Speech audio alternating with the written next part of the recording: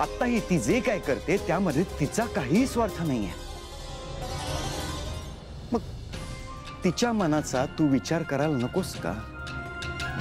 बाबा आपण या विषयावर नको बोलूयात प्लीज. नाही अथर्व, तुला ऐकावं लागेल.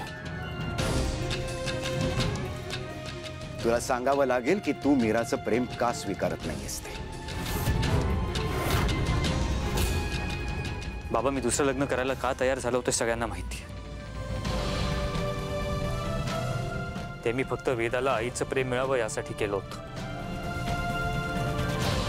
मला माहिती नव्हतं की माझं लग्न मीराशी होणार आहे.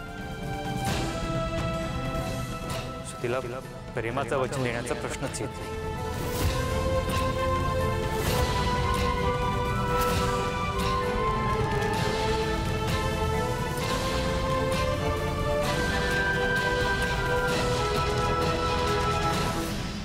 तुला वाढवताना तुझं संगोपन करताना मी काही चूक केली का अथर्व? कारण आता तू जे काही बोलतोयस ते माझे संस्कार नक्कीच नाही आहेत.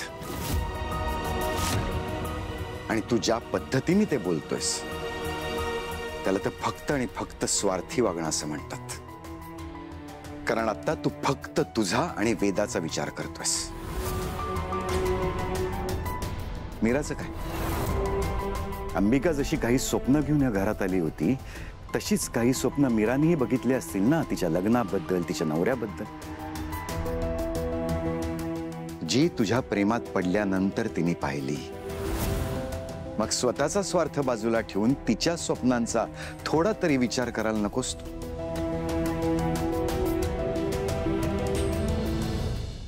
अथर्व, अथर्व, एक वडील म्हणून मला तुझ्या चेहऱ्यावर पुन्हा हसू बघायचे, तुझं आयुष्य फुलताना बघायचंय. आणि मला खात्री आहे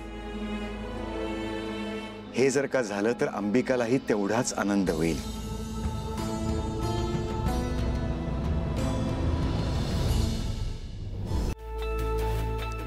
ठीक आहे, एक विचार करून बघा अथर्व. आज तुझ्या जागी अंबिका असती तर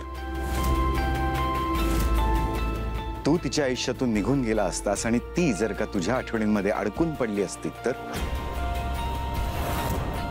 स्वतःचा कसलाही विचार न करता ती फक्त अथर्व अथर्व एवढंच करत राहिली असती तर तुला चाललं असतं ते?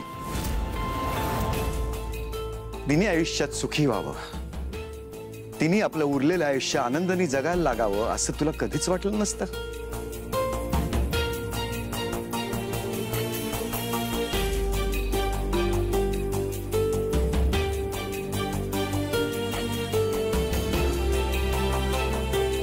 मी जे काय बोललोय त्याचा नीट विचार कर अथर्व. कदाचित तुलाच उत्तरं मिळतील.